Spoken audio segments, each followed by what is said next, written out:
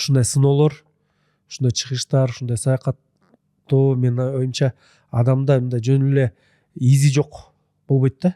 Сөзсүз түрдө кандайдыр бир изин калтырат да. Ал изи бул ички трансформация, ички өзгөрүүлөр. Анан ушинтип эле мындай эле бир эле айылда же бир эле шаарда же бир эле өлкөдө мынтип кыйналып, кысталып монтип эметпей, дүйнө чоң экенин түшүнүшүбүз керек да. Ар бир кыргыз. Биз көчмөн элбиз да. Туура көчүп жүргөнбүз да.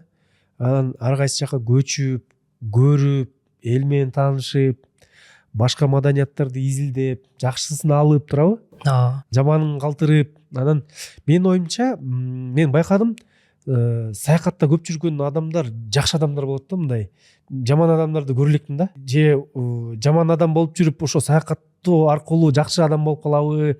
Мындай көтөрүмдүү болот да көп нерсегечи. Анан башка нерселерге, башка адамдарга мындай жамандык каалабаган адамдар да. Мындай эми бул дагы бир адам, бул дагы жараткандын бир пендеси депчи.